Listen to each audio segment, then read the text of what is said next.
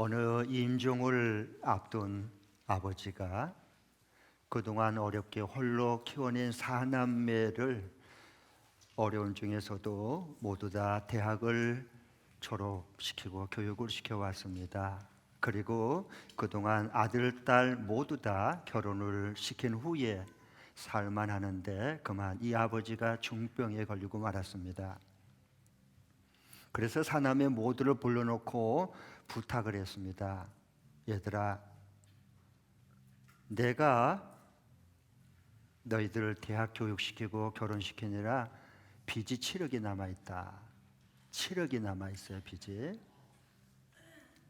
그래서 나는 지금 몸이 병이 들었고 이제는 내가 능력도 없어서 이 7억을 갚을 능력이 없다.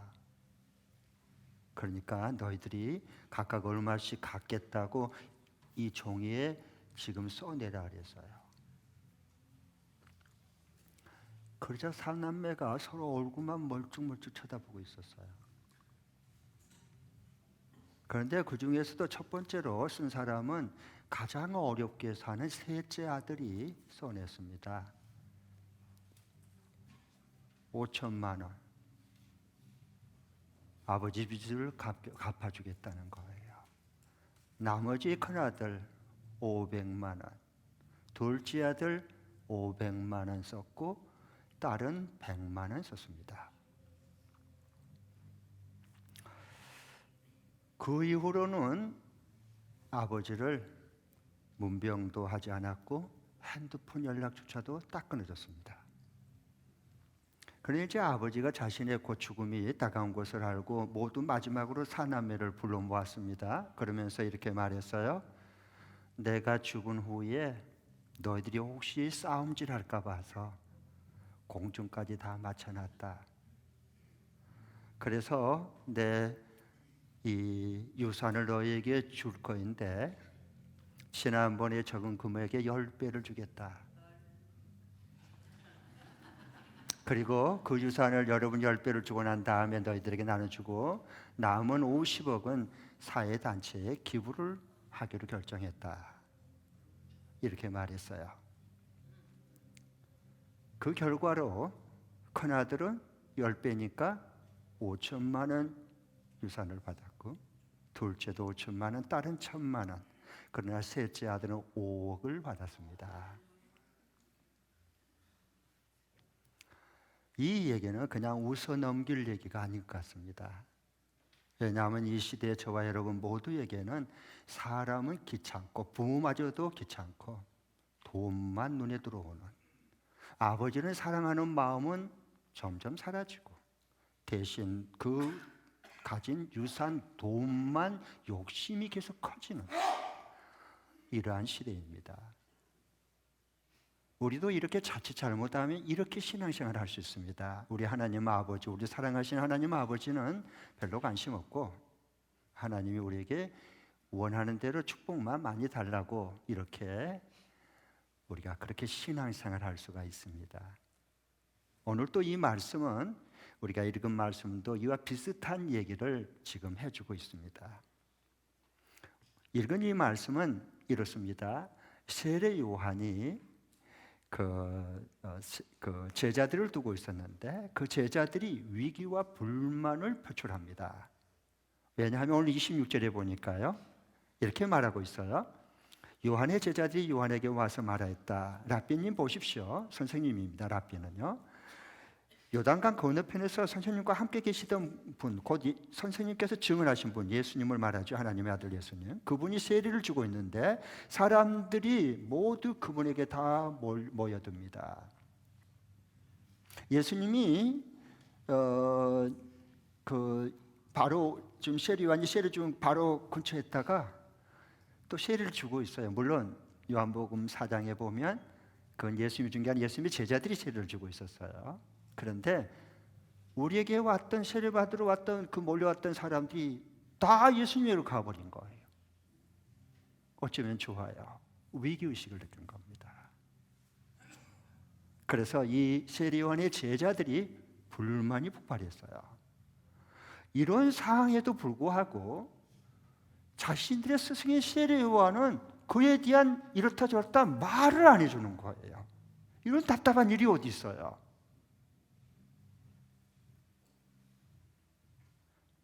왜 이렇게 스승은 그걸 다 알고 보고 있으면서 왜 한마디도 안 해주는지, 무슨 조치를 취해야 될 거 아니에요. 이럴 때 세례 요한은 제자들에게 이렇게 얘기합니다. 27절입니다. 같이 한번 읽겠습니다. 27절 시작. 요한이 대답하였다. 하늘이 주시지 않으면 사람은 아무것도 받을 수 없다. 하늘이 주시지 않으면 사람은 아무것도 받을 수 없다. 이게 말이에요, 막걸리예요. 이건 다 하나님이 그렇게 하신 거란다. 이게 제자들의 입장에서 보면요, 이건 무책임한 말이에요. 자기 합리화시키는 말이지, 이런 말은. 뭐 서령내가 우리가 지금 잘 되고 사람이 몰려왔을 때, 잘 나갔을 때, 아, 이건 모두 다 하나님께서 하신 것이다. 아, 그리고 영광 돌립시다. 이건 아멘이어야 돼요. 그럴 때는 말이에요. 그런데 지금 자꾸 사람들이, 우리에게 온 사람들 또 저쪽으로 다 지금 예수님에게 지금 사람들이 몰려가 버리고 우리에게는 통통 사람들이 오지도 않는데, 우리 가게에 올 사람들이 그전에 많이 몰려왔는데 전부 다 옆 가게로 가버리고 있는데, 뭐 하나님께서 주시지 않으면 사람은 한 명도 받을 수 없다, 갈 수 없다. 이게 무슨 말이에요, 이게요? 잘못했으면 시인하고 능력이 없으면 고쳐야지, 바꾸려고 해야지. 뭐 하나님께서 이렇게 다 사람들을 준 것이 아니라면 받을 수 없다, 이렇게 말하면 어쩌라는 거예요, 어쩌라는 거예요. 기분 나빠서 이러면 그만두고 싶어요, 일도, 하는 일도요. 그래서 사람들이 우리가 다 실족하지 않습니까? 여기서 넘어지고요. 이럴 때가 중요하거든요. 이럴 때가 나가고 잘 될 때야 뭐 걱정할 필요가 없어요. 문제는 이제 바로 이런 위기를 당했을 때, 이해하지 못한 일을 내 윗사람이, 스승이, 사장이, 리더가 그런 말을 했을 때, 이때를 잘해야 되는 겁니다. 이때를. 우리 인생에, 그래서 여기서 다 실족하고 흔들고 넘어지거든요. 이럴 때 실족하지 않고 감정의 늪에 빠져버리지 않고 어떻게 잘 극복하고 이걸 풀어갈 수 있을까? 그래야 인생이 꽃이 피는 건데, 그러려면 이 두 가지를 인정해야 됩니다. 이 두 가지를. 그럼 너끈하게 그것을 통과할 수 있어요. 첫 번째로는 한번 따라해 주십시오. 하나님의 주권을 인정한다. 하나님의 주권을 인정한다. 뭘 인정해요? 하나님의 절대적인 주권을 인정하는 거예요. 세례 요한은 지금 하나님의 절대적인 주권을 인정하고 그걸 보고 있어요. 그래서 이 하나님이 주시지 않으면 사람은 어떤 사람도 받을 수 없다, 이렇게 말한 거예요. 이거 하나님의 주권을 인정한 말이고 그 주권을 믿기 때문에 들려준 말씀이거든요. 마치 요셉처럼, 요셉이 자기를 시기하고 줄 때 형들이 팔아먹었어요. 노예로, 종으로. 엄청나게 고생해버렸어요. 20년 만에 만났어요. 자기 이집트 총리가 됐죠. 근데 형들이 굶어 죽을 거 곡식 사러 왔어요. 자기가 요셉인 줄도 모르고, 자기가 팔아먹은 동생인 줄도 모르고. 근데 요셉은 알았어요. 나중에 그들이 불안해할 때, 이제 죽었구나, 꼼짝없이 우리 죽게 생겼구나, 그리고 벌벌 떨고 있을 때 요셉이 형들에게 가서 이와 같이 얘기를 해요. 형님들이 나를 팔아먹었습니다. 이건 사실이야, 팩트. 사실을 부인하면 안 돼요. 사실을 왜곡시키면 안 돼요. 그래서 이 나라가 이렇게 어려워지는 겁니다. 형님들이 나를 팔아먹었습니다. 이건 엄연한 사실이에요. 이거 뒤집으면 안 돼요. 그러나 거기에 머물러 있어도 안 됩니다. 거기에 사로잡혀 있어도 안 되는 거예요. 그러니까 억울하잖아요. 인생에 분노가 치밀잖아요. 그러니까 형님들은 나를 팔아먹었습니다. 그러나 나를 이리로 보낸 분은 형님들이 아니라 하나님이 나를 이곳에 보냈습니다. 이건 진리입니다. 진리 안에서 있을 때만 우리가 벗어나고 자유함을 얻을 수 있다고 말씀했어요. 하나님이 나를 이곳에 형들의 시기심과 팔아먹음을 통해서 형님들과 자손들의 생명을 구원하기 위해서 나를 이곳에 먼저 보냈습니다. 하나님이 보낸 것입니다. 뭘 위해서? 생명을 구원하기 위해서. 이게 하나님의 절대적인 주권을 인정하는 거예요. 그러니까 형님들이 나를 팔아먹었어, 가만두지 않을 거야, 이런데 억울함에 분노 속에 파묻히지 않고 떠내려가지 않는 거예요. 나는 우리 가운데 이런 혹시 일이 벌어졌을 때 거기에 파묻히지 말고, 감정의 홍수에 떠내려가지 말고, 휩쓸리지 말고 하나님의 주권을 인정할 수 있기를 축복합니다. 세례 요한이 그랬잖아요. 이 제자들은 지금 이 억울함 속에, 분노 속에, 위기 속에 계속 빠져들어가고 있어요. 그런데 세례 요한은 분명히 보았습니다. 이건 하나님, 하늘의 하나님이 사람을 보내주지 않으면 사람이 받을 수 없다고. 그 이상 거기서 말할 것이 뭐 있겠어요? 이 진리 안에 있을 때, 하나님의 주권 아래 있다 하는 것을 확인했을 때, 거기에 쓸데없는 것에 매지 않고 해방함과 자유함과 기쁨을 경험하고 있습니다. 두 번째 인정할 것은 하나님의 주권을 인정할 뿐만 아니라 본래 내 역할을 인정하는 겁니다. 어떤 일이 있어도 내가 해야 될 하나님이 보내신 역할이 있는 거예요. 그걸 인정해야 하고 끝까지 붙들어야 돼요. 그게 오늘 28절 말씀입니다. 같이 우리 28절 한번 읽겠습니다. 시작. 너희야말로 내가 말한 바 나는 그리스도가 아니고 그분보다 앞서서 보내심을 받은 사람이다 한 말을 증언할 사람들이다. 그래요.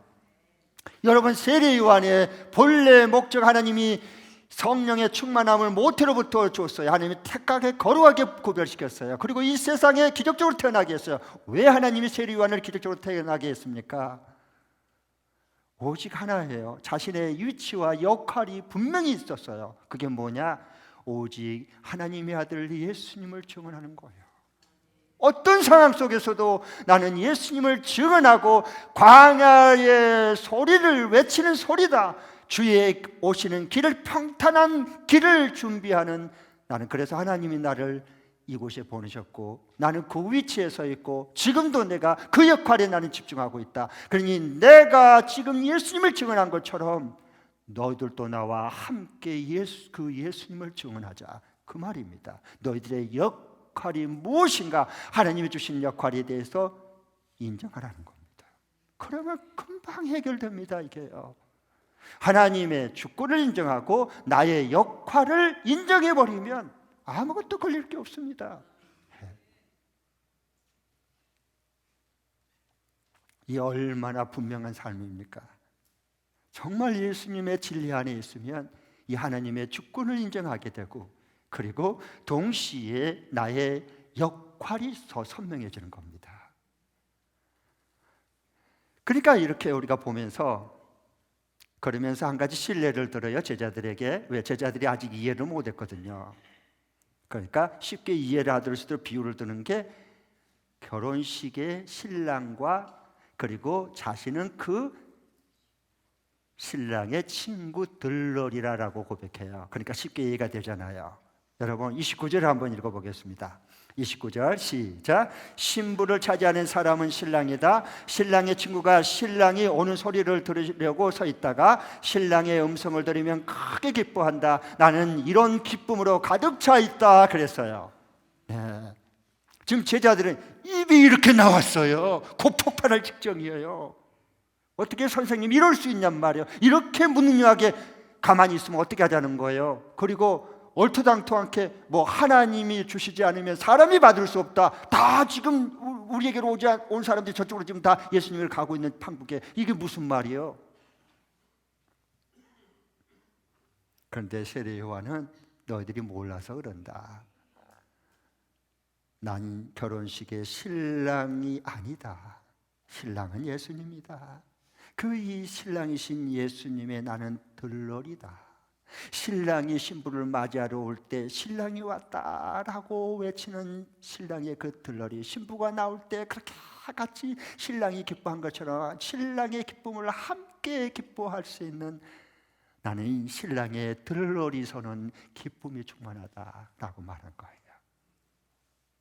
우리 목장에, 우리 처음 모임에, 우리 회사에 근무하는 우리 부서와 그 팀에 이 들러리 서는 기쁨이 넘쳐날 수 있기를 축복합니다. 그러면 얼마나 우리 가정과 우리 목장과 우리 총과 우리 회사가 얼마나 밝아지겠어요? 생각해 보세요.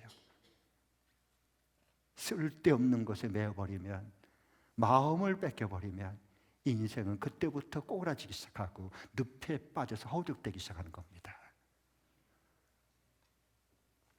나는 지금 너희들과는 달리 신랑이신 예수님이 기뻐하는 그 기쁨에 나는 만끽하고 있다 라고 이렇게 말해. 난 신랑이 아니라 신랑의 들러리의 기쁨을 내가 맛보고 있다, 이렇게 증언해요. 마지막까지 예수님을 증언하는 거예요. 참새는 죽을 때 짝 하고 죽어야 돼. 그리스도는 죽을 때 예수라고 죽어야지. 그게 예수님의 사람이지. 그러니까 어떤 위기가 와도 흔들거리거나 넘어지지 않아요. 여러분, 신랑의 친구, 신랑의 들러리, 옛날에 함 사세요 라고 신랑 함을 이렇게 해서 주는 선물을 친구들이 지고 와요. 여기 오징어 여기 써가지고 얼굴 가린다고 함 사세요. 그리고 집에 아무리 신부측에서 얼른 들어오라고 다 차려놨다고 해도 안 들어가요. 왜냐하면 이거 돈 준 거 보고 세어보고 들어가거든요. 그래서 그 나중에 이제 돈을 많이 주면 그걸 친구들이 다 받았고 아주 신랑 대신해서 출세했지. 그 맛있는 음식 다 대접받고 후원 대접받고, 그러고 난 다음에 어떻게 해요? 그 받은 돈을요 신랑에게 주는 거예요. 그러면서 기뻐하는 거야. 우리가 이렇게 수고하고 신랑은 손가락 안 했는데 우리가 수고하고 왜 이것을 신랑을 줘야 돼? 이건 신랑 친구가 아니야, 배신자야. 아셨어요? 그러니까 지금 세례요한이 그런 신랑의 친구와 들러리 서는 기쁨 중에 내가 크게 기뻐하고 있다, 이렇게 외치는 거예요. 그래서 이걸 보면 신랑의 친구들 들러리 잘 서려면 어떻게 해야 되느냐? 우리가 예수님이 우리의 신랑이잖아요. 우리는 교회는 그리스도의 신부라고 신약성경에 말하는 거예요. 신랑의 들러리들이 이걸 기쁨을 맛보면 어떻게 해야 되냐 하면요, 신랑이 왔을 때, 신랑이신 예수님이 왔을 때 그 사람들이 다 예수님을 바라보고 기뻐할 수 있도록 나는 살짝 비껴줘야 되는 거야. 비껴주란 말이야. 비껴줘. 자기가 이렇게 돋보이려고 인정받으려고 제발 목 빼지 말고 비껴주란 말이야. 예수님의 기쁨이 그래야 내 기쁨이 되지 않겠습니까? 이걸 맛보고 살아야지 그리스도인이지.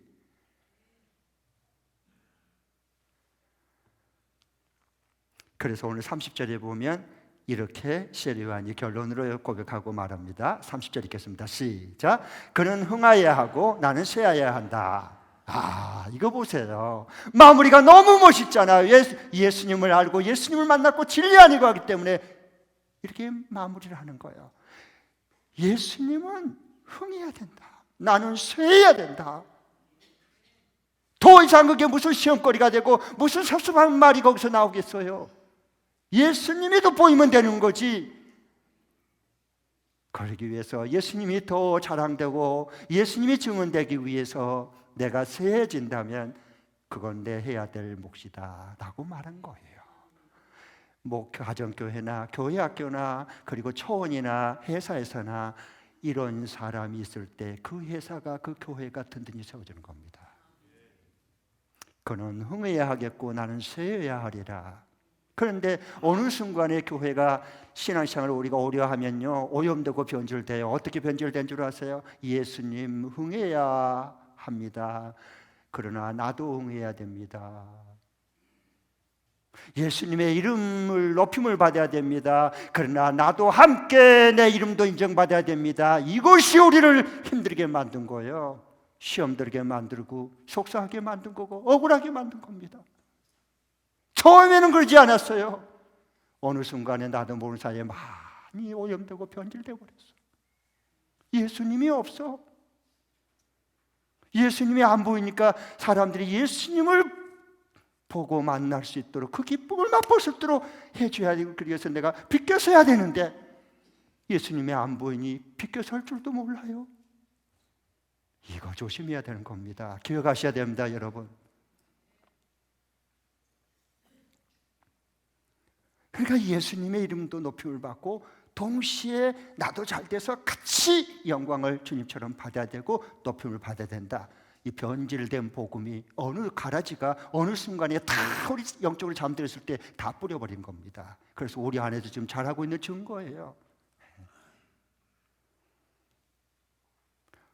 육에 속한 사람은 자기 사람을 만들고 영에 속한 사람은 예수의 제자를 만들어내는 겁니다. 옛날이나 오늘이나 주님 오실 때까지 동일합니다. 육에 속한 사람은 자기 사람을 만들어내요. 그러나 예수님의 영에 속한 사람은 예수님의 제자를 만들어내요. 왜? 예수님이 마지막 지상명령으로 제자를 삼으라고 말씀했기 때문에.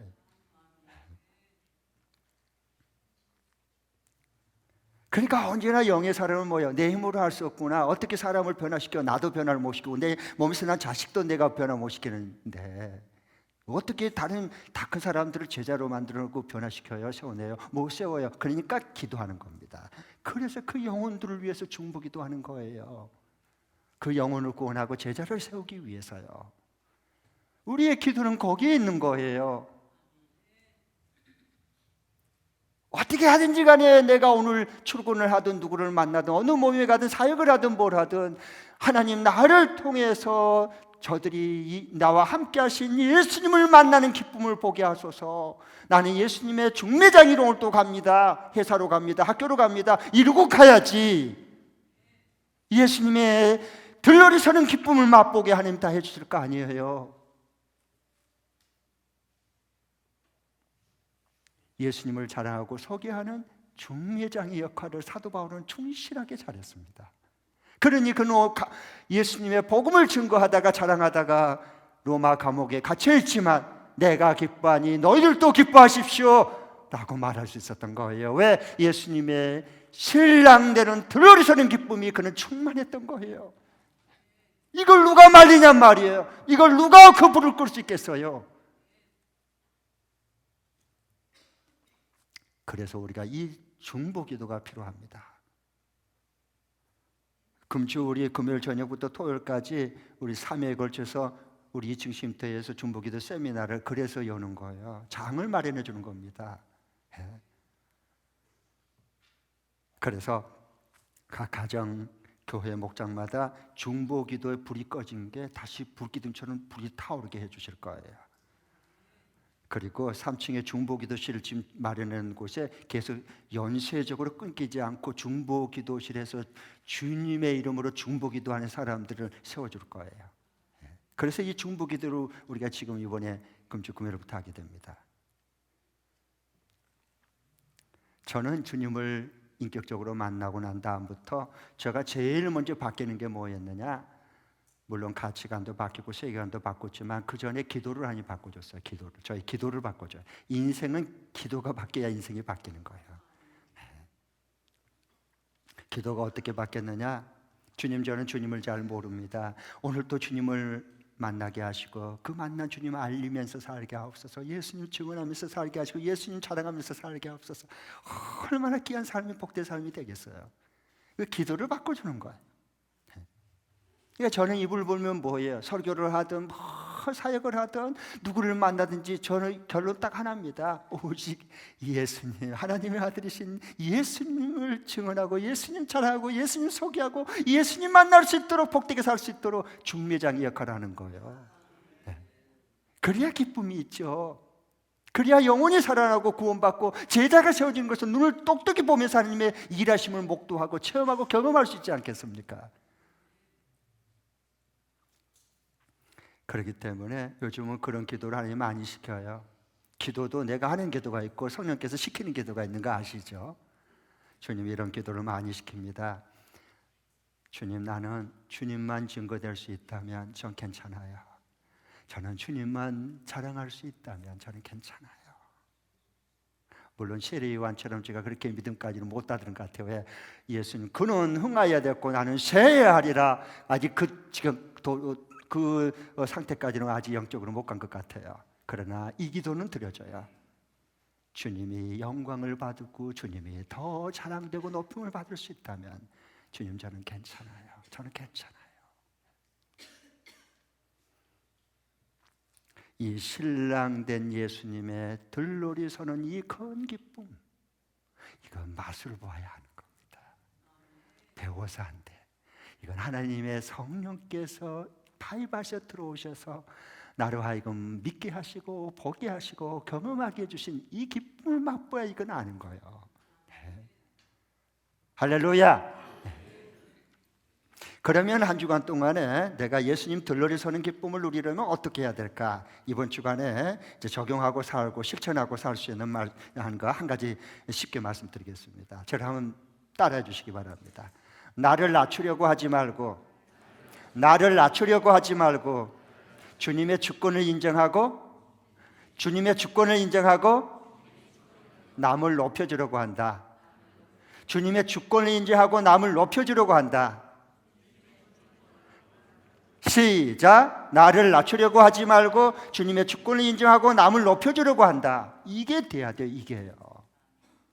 그래야 주님의 그 일하시는 예수님의 들러리 서는 기쁨을 같이 공유하고 체험하고 맛보게 시작해요. 어느 순간에 남을 낮춰버리고 자기가 높아지고 남을 밟아 깎아내리고 뒤에서 험담하고 자기가 의로운 척 높아지려고 하는 이것이 인생을 망가뜨린 겁니다. 거기에는 평강도 없고 기쁨도 없고, 그리고 거기에는 고백도 없어요. 없어요. 종교인들이 하는 행위들이거든요. 그건 모두 다 가짜야, 가짜. 네. 그렇기 때문에 나를 낮추려고 하지 말고 늘 주님의 절대적인 주권을 인정하고 남을 높여주려고 애를 써야 돼요. 그걸 하루하루 연습해 가는 거예요. 여러분, 우리가 겸손하고 싶으나 왜 겸손이 잘 안 되고 실패한 줄 아세요? 왜 그럴까요? 이렇게 오랫동안 예수 믿었다면 우리가 겸손해져야 되는데 겸손한 사람이 한 명도 없잖아요. 저를 위시해서. 왜 이렇게 겸손했는데 실패를 했을까요? 왜 이렇게 교만해지고 자만할까요? 아는 것도 없으면서 되는 것도 별로 없으면서 무슨 크게 만 명 영혼 구원한 것도 아니면서 왜 이렇게 겸손해지지 못하고 이렇게 교만할까요? 간단해요. 왜 실패한 줄 아세요? 그건요, 겸손하지 않으면서 자꾸 겸손해지려고 낮아지려고 하니까 실패한 거예요. 그럼 100번 실패한다. 우리는 내가 낮춘다고 겸손해지지 않아요. 왜? 우리는 스스로 자기중심적이고 타락한 본성이 우리 속에 가득 차 있기 때문에 내가 낮춘다고 절대 안 낮춰줘요. 겸손해지지 않아요. 그러면 어떻게 해야 될까? 이렇게 하면 되는 거예요. 주님의 주권을 인정하고 내 주위에 있는 사람들을 자꾸 높여주는 거예요. 이건 할 수 있잖아요. 그러면은 나도 모르는 사이에 주의 은혜로 겸손한 사람이 되어 있습니다. 이걸 기억하셔야 돼요. 내가 이게 겸손하지도 않으면서 거만하면서 그냥 낮추려고만 애를 쓰니까 이게 낮춘 게 아니라 이게 스프링 용수줄을 막 눌러놓으면 나중에 팡 하고 더 폭발되면 더 난리가 난 것처럼, 그래서 폭발해 버리잖아요. 네. 안 돼요, 안 되고. 속지 마세요. 늘 날 낮추려고 하지 말고 주님의 주권을 인정하는 법을 배우고, 그리고 하나님 맡겨준 사람들을 주위 사람 자꾸 높여주려고 애를 써야 돼요. 연습해야 돼요. 지금부터 하면 돼요. 네.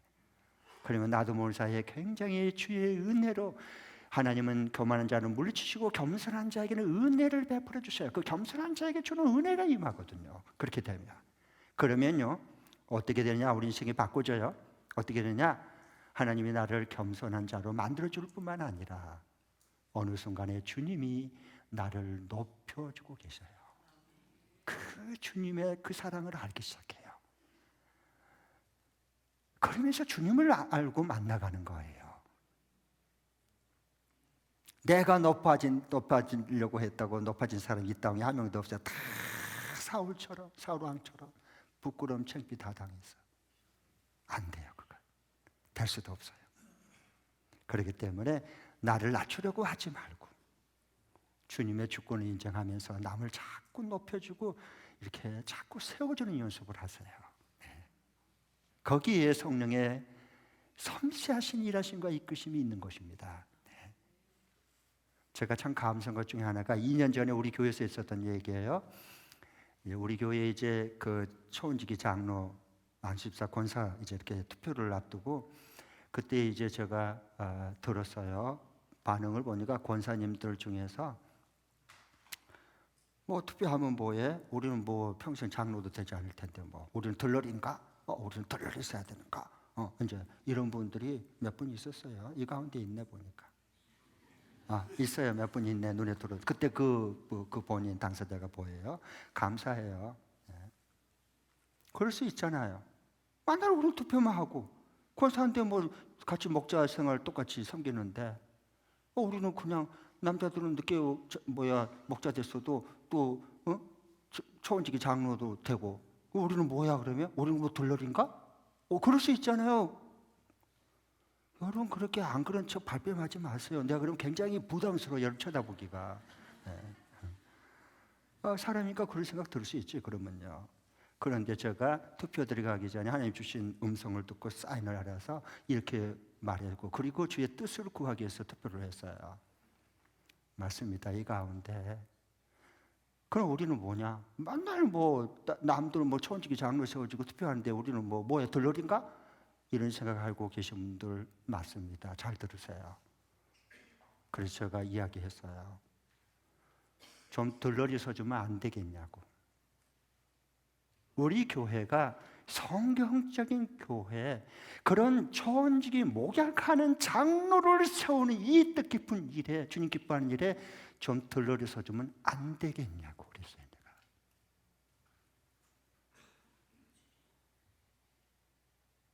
꼭 내가 장로 돼야 됩니까? 그건 아니잖아요. 들러리 좀 서줍시다 그랬어요. 두 번째로는 그러니까 사람들이 많이 받아들이더라고. 너무 고맙죠. 정말 고마워요. 두 번째로는 좀 더 나아가서 나는 기도하고 있습니다. 여성 중에서도 탁월한 리더십을 하나님이 주어서 빨리 초원지기 장로로 세워지기를 나는 꿈꾸고 기도하고 있습니다. 그랬어요. 좀 들러리 서는 기쁨을 지금부터 연습하세요. 그래야 여러분이 선한 리더십을, 영향력을 발휘할 수 있습니다. 교회뿐만 아니라 이런 사람은 여러분의 일터에서, 사회 속에서 실제적인 빛과 소금 역할을 감당하는 선한 영향력을 끼치는 사람으로 하나님이 그들을 세워주시고 복되게 사용하실 겁니다. 이런 축복에 함께할 수 있기를 바랍니다. 기도하겠습니다.